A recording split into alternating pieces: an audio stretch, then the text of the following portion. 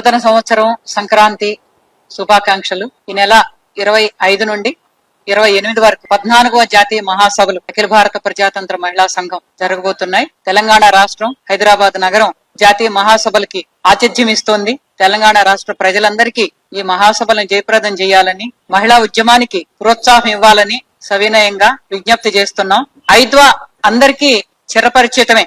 ఎక్కడైనా ఏదైనా సమస్య వచ్చిందంటే, ముఖ్యంగా మహిళలకి సమస్య వచ్చిందనంటే ఐద్వా ఉంటుంది అని ఒక ప్రగాఢ నమ్మకం, విశ్వాసం అనేక మంది ప్రజల్లో ఉన్నది. నెత్తి మీద ఎంటుకలు ఎన్నున్నాయో అన్ని సమస్యలు స్త్రీలకు ఉంటా ఉన్నాయి. మనకి పైకి కనిపించే పరకట్న మరణాలు, లేదంటే అత్యాచారాలు, లేదంటే వేధింపులు, ఇవి మాత్రమే కాదు. తాగుబోతు భర్తలతోటి బాధపడేది మహిళలే.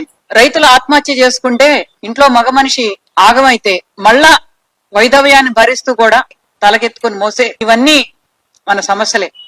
ఇటువంటి సమస్యలు ప్రొజెక్ట్ చేస్తూ మహిళల్ని, ప్రజల్ని చైతన్యపరుస్తూ ఉద్యమాలు నిర్వహిస్తున్నాం. దీనికి, ఈ ఉద్యమానికి, ఈ సంఘానికి శ్రీకారం ఇవాళది కాదు. 1981 మార్చి 10, 12 తేదీల్లో చెన్నై నగరంలో మహాసభలు జరిగినాయి. మొట్టమొదటి మహాసభ. ఆ సభల్లోనే అఖిల భారత ప్రజాతంత్ర మహిళా సంఘం ఏర్పడింది. మహిళా సంఘాలు ఇంకా అవసరమా? ఆడవాళ్ళు బానే ముందుకొస్తున్నారు కదా, ఉద్యోగాలు చేస్తున్నారు కదా, మగవాళ్ళ కన్నా ముందే ఉంటున్నారు కదా, ఇంకా అవసరమా అని.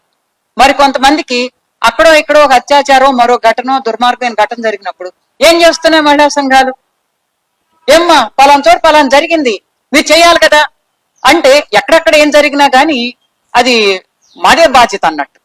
ఇటువంటి అటువైపు ఇటువైపు కూడా కొన్ని ట్రెండ్స్ ఉంటా ఉన్నాయి. మేం చెప్పదలుచుకుంది ఏంటనంటే, ఉద్యమాలు అవసరం, దేనికైనా ఉద్యమాలు అవసరం. మహిళలకి ఇంకా ఉద్యమాలు అవసరం. ఎందుచేతనని అంటారా? మనకి భారత రాజ్యాంగం సమాన హక్కులు ఇచ్చింది. చట్టపరంగా మాత్రమే హక్కులు వచ్చినాయి, కానీ ఆచరణ హక్కులు వచ్చినాయా? ఆచరణ హక్కులు వచ్చినాయా? ఇంకా రాలేదే. ఇంట్లో 8 గంటల పనిదినం కోసం మేడే పోరాడింది. మేడేని 8 గంటల పనిదినం అంటాం. ఆడవాళ్ళకి 8 గంటల పనిదినం ఉందా? 16 గంటల పనిదినం ఉంది స్త్రీలకి. బయట పని చేసేది 8 గంటలు అయితే ఇంట్లో పని ఇంకా 8 గంటలు పడతాను. గ్రామీణ ప్రాంతాల్లో ఆడవాళ్ళకైతే దూరం నుంచి కట్టి పొల్లలు తెచ్చుకోవడం దగ్గర నుంచి, నీళ్లు తెచ్చుకోవడం దగ్గర నుంచి, ఆ పొగ భరించడం దగ్గర నుంచి ఈ శ్రమలో నలిగిపోతా ఉన్నారు. ఇటువంటి స్త్రీలకి హక్కులు అవసరమా కాదా? సమాన హక్కులు అవసరమా కాదా? ఇంకా చెప్పాలంటే వాళ్ళ సౌలభ్యం అవసరమా కాదా? ఇటువంటి ఇష్యూస్ అన్నిటినీ రైజ్ చేయాలని అంటే మహిళా ఉద్యమాలు తప్ప ఇంకెవరు చేస్తారు? మొత్తం సమాజం, అన్ని సంఘాలు చేసే పని అయితే సంతోషం. డాక్టర్ అంబేద్కర్, బాబాసాహెబ్ అంబేద్కర్ రాజ్యాంగంలో కుల, మత, జాతి, లింగ వివక్షత లేకుండా సమాన హక్కులు అని అన్నారు. అది ఆచరణలోకి వచ్చే పని అయితే ఉద్యమాలే అక్కర్లేదు, కానీ ఆచరణలోకి రాలేదు కదా. అందుకని మహిళా ఉద్యమాలు అవసరం అవుతున్నాయి. నరేంద్ర మోడీ గారి ప్రభుత్వం ఉపాధి హామీ చట్టం ఏదైతే ఉందో, మన్రేగా ఏదైతే ఉందో, ఆ చట్టాన్ని దానికి తూట్లు పడిచి ఒక పథకాన్ని తీసుకొస్తున్నారు. ఈ పథకమే కనుక తెచ్చే పని అయితే ఉపాధి హామీలో ఆ ఇంత స్త్రీలకి ఏదైతే పని దొరుకుతా ఉందో ఆ పని కూడా లేకుండా పోయే పని అవుతుంది. అంటే మన్రేగా చట్టం కోసం కూడా, స్త్రీలకు ఉపాధి చట్టం కోసం కూడా మహిళా ఉద్యమాలు రోడ్డు మీదకి వచ్చి పోరాడాల్సిన అవసరం ఉన్నది. అంటే మరి స్త్రీలకి సంఘాలు అక్కర్లేదా? కావాలంటారా? అక్కర్లేదంటారా? ఇంకా మూలిగే నక్క మీద తాటికాయ పడుతున్నట్టుగా అసలు ఓటు హక్కే రద్దయ్యే పరిస్థితి వచ్చింది. ఓటు హక్కే రద్దయ్యే పరిస్థితి వచ్చింది. దయచేసి మీరంతా వినాలని కోరుతున్నాను. బీహార్ లో 65 లక్షల ఓట్లు పోయినాయని మనకందరికీ తెలిసింది. ముఖ్యంగా మీడియా మిత్రులకి బాగా తెలుసు. ఈ 65 లక్షలు పోయిన ఓట్లలో ఆడవాళ్ళ ఓట్లెన్ని, మగవాళ్ళ ఓట్లెన్ని అంటే 60% పైగా ఆడవాళ్ళ ఓట్లు. ఎందుకని 65% పైగా ఆడవాళ్ళ ఓట్లు? వాస్తవానికి బీహార్ లాంటి రాష్ట్రాల్లో మైగ్రేషన్ చాలా ఎక్కువ. మన దగ్గర కూడా పనిచేస్తున్నారు. అంటే ఓట్లు పోతే మగవాళ్ళ ఓట్లు ఎక్కువ పోవాలి, కానీ ఆడవాళ్ళ ఓట్లు ఎందుకు ఎక్కువ పోయినాయి? మీరు ఈ ఓటర్ అని చెప్పేసి మీరు రుజువు చేసుకోవాలి అని అడుగుతుంది ప్రభుత్వం. రుజువు చేసుకోవాలికి ఏంటి? ఆధార్ కార్డు ఉంది కదా, పనికిరాదు. గతంలో ఓటర్ కార్డు ఉంది కదా, పనికిరాదు. రేషన్ కార్డు ఉంది కదా, పనికిరాదు. మరి ఇంకేం పనికి వస్తుంది? నీ బర్త్ సర్టిఫికెట్ బట్రా, నీ పుట్టిన సర్టిఫికెట్ పలానా రోజు పలానా చోట పుట్టావు, పలానా వాళ్ళు నీ తల్లిదండ్రులని సర్టిఫికెట్ బట్రా అని అంటున్నారు. ఇవే నరేంద్ర మోడీ గారి ప్రభుత్వం ఏ భావజాలం అయితే వాళ్ళని నడిపిస్తాందో వాళ్ళు ఏమంటున్నారు? నీకు అత్తిల్లే నీ దేశం, నీకు అత్తిల్లే నీ సొంతం, అదే నీ బ్రతుకు అని అంటున్నారు. మరి అత్తింటికి వచ్చిన తర్వాత పలానప్పుడు నా పెళ్ళయింది, నేను అత్తింటికి వచ్చాను, ఇక్కడున్న నా ఆధార్ కార్డు, నా ఓటర్ కార్డు నువ్వు ఎందుకు గుర్తించడం లేదు, మళ్ళీ పుట్టింటికి పోయి బర్త్ సర్టిఫికేట్ పట్టాలని ఎందుకంటున్నావు? అది ఒకటి. నాకు ఇవాళ 70 ఏళ్ళు దగ్గరికి వచ్చినాయి. నేను చదువుకున్నాను కాబట్టి నాకు సెకండరీ స్కూల్ సర్టిఫికేట్ ఉంది, దాంట్లో డేట్ ఆఫ్ బర్త్ ఉంటుంది. అది లేని వాళ్ళు ఈ దేశంలో ఎన్ని కోట్ల మంది ఉన్నారు? దానికి మీరే కారకులు కదా, ఈ ప్రభుత్వమే కారకులు కదా. అంటే స్కూల్ ఎడ్యుకేషన్ లేని వాళ్ళు ఎక్కడ పోయి బర్త్ సర్టిఫికేట్ తేవాలా? ఆసుపత్రులు తేవాలా? ఎంతమందికి ఆసుపత్రుల్లో ప్రసవాలు ఉన్నాయి? ఆ రోజుల్లో మంత్రసాన్లు, ఏ మంత్రసాన్ని అడిగి నేను బర్త్ సర్టిఫికేట్ పట్టాలని అడుగుతున్నా. అంటే బర్త్ సర్టిఫికేట్ లేని కారణంగా కొన్ని లక్షల మంది స్త్రీలు ఓటు హక్కును కోల్పోయారు. అసలు ఇవన్నీ ఎందుకు తెచ్చి పెడుతున్నట్టు? దేశానికి స్వాతంత్రం వచ్చినప్పుడు మొట్టమొదటి పార్లమెంట్ కి అందరూ సార్వజనీన ఓటు హక్కు, అందరూ ఓటు హక్కు వినియోగించుకున్నారు కదా. ఇవాళ ఎందుకు ఇటువంటి తిరకాసులన్నీ పెడుతున్నారు అని అంటే, ఒక ప్రమాదం రాబోతామన్నది. స్త్రీలేంటి పురుషులేంటి ఓటు హక్కును కూడా కోల్పోయే ప్రమాదం రాబోతాంది. వాళ్ళలో స్త్రీలు చాలా ఎక్కువగా ఉంటున్నారు. కారణం ఇదిగో ఈ పుట్టిల్లు, అత్తిల్లు, బర్త్ సర్టిఫికెట్లు ఇవన్నీ ఉంటున్నాయి. అంటే ఇవాళ పరిపాలకులు సక్రమంగా పనిచేయటం లేదు అని చెప్పేసానంటే, ఓట్లు వస్తున్నాయి కదా తేల్చుకుందాం అనే పరిస్థితి ఉన్నది. ఓటు హక్కే లేకుండా పోయిన తర్వాత ఇక అది ప్రజాస్వామ్యం అవుతుందా, నియంతృత్వం అవుతుందో మీరే ఆలోచించండి.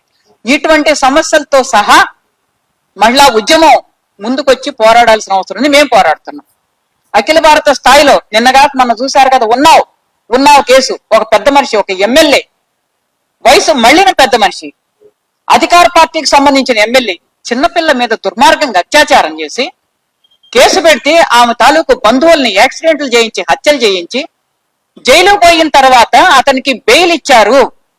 ఇప్పుడు దాకా ఉన్న జైలు సరిపోతుందని చెప్పేసి ఆ రకంగా లిబరల్ గా ఉన్నారని చెప్పేసానంటే ఎటువైపు పోతున్నాం మనం? ఇది ప్రజాస్వామ్యం అనాలా, ఏమనాలని చెప్పేసి నేను క్వశ్చన్ చేస్తున్నా. ఇటువంటి సమస్యల మీద కూడా, అనేక సమస్యల మీద మహిళా ఉద్యమం, అఖిల భారత ప్రజాతంత్ర మహిళా సంఘం గొంతెత్తి నినదిస్తా ఉంది. ఢిల్లీ హైకోర్టు ముందు మేము ధర్నాలు చేశాం. మా జనరల్ సెక్రటరీ మరియం దావలేతో సహా అక్కడ ధర్నాలు చేయాల్సి వచ్చింది. ఆ రకంగా మా శక్తి వంచన లేకుండా మేము అండగా నిలబడుతున్నాం.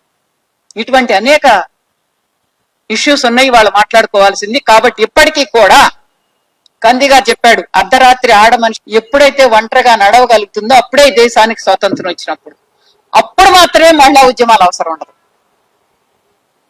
ఎప్పుడైతే చిన్నపిల్లలేంటి, ముసలి వాళ్ళేంటి, ఎప్పుడైతే అర్ధరాత్రినే గాని ఒంటరిగా ఈ హైదరాబాద్ లాంటి మహానగరాల్లో నడవగలుగుతారో అప్పుడు మాత్రమే స్వాతంత్రం వచ్చినప్పుడు, అప్పుడు మాత్రమే మహిళా ఉద్యమాలు అవసరం, అంతగా ఉండదు అని చెప్పేసి అనుకోవాలి.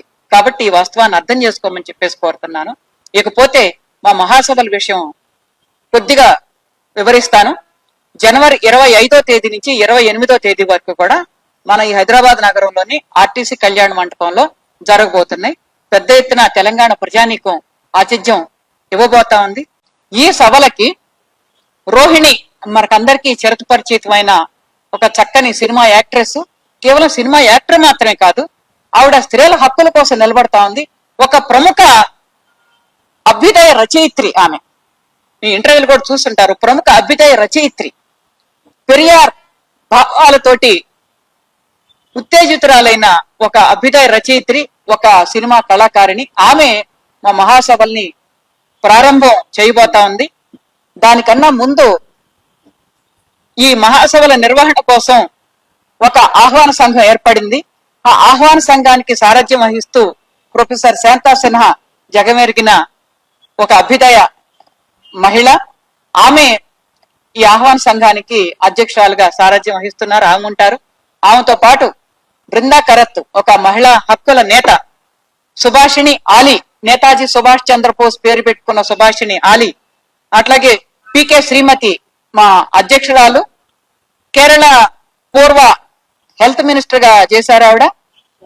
అట్లాగే మరియం ధావలే మా జనరల్ సెక్రటరీ, కోశాధికారి నేను, పుణ్యవతి. శైలజ, ఆమె ఒక ఉపాధ్యక్షురాలు మా ఉద్యమానికి, ప్రముఖ హెల్త్ మినిస్టర్ గా చేశారు కేరళ. అట్లాగే Satidevi, Kerala women's commission chairperson. ఇంకా అనేక రాష్ట్రాల నుంచి, 26 రాష్ట్రాల నుంచి ప్రతినిధులు ఈ మహాసభల్లో పాల్గొంటారు.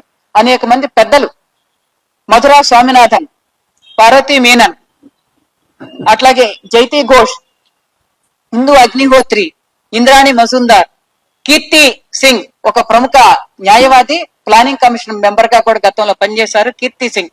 ఇటువంటి మేధావులు కూడా ఈ సభల్లో పాల్గొనబోతున్నారు. దీనికి ఆతిథ్యం ఇవ్వాలని చెప్పేసి, మహాసభల్ని జయప్రదం చేయాలని చెప్పేసి తెలంగాణ ప్రజానీకాన్ని సవినయంగా మేము విజ్ఞప్తి చేస్తా ఉన్నాం. తద్వారా మహిళా ఉద్యమాల్ని బలపరుచుకోవటానికి, మహిళా ఉద్యమాలు కేవలం ఆడవాళ్ళ హక్కులు మాత్రమే కాదు, ఇంకా చెప్పాలంటే మహిళల హక్కులే మానవ హక్కులు. మహిళలు బాగున్నప్పుడు మాత్రమే కుటుంబాలు కూడా బాగుంటాయి, దేశం బాగుంటుంది, ప్రజాస్వామ్యం పరిడి వెళ్తుంది. ఆ విధంగా ఈ దేశంలో ప్రజాస్వామ్యం పరిడి వెళ్ళటానికి మహిళా ఉద్యమాన్ని, మహిళా మహాసభల్ని ప్రోత్సహించాలని చెప్పేసి విజ్ఞప్తి చేస్తూ సెలవు. Don't forget to like, subscribe and share the videos.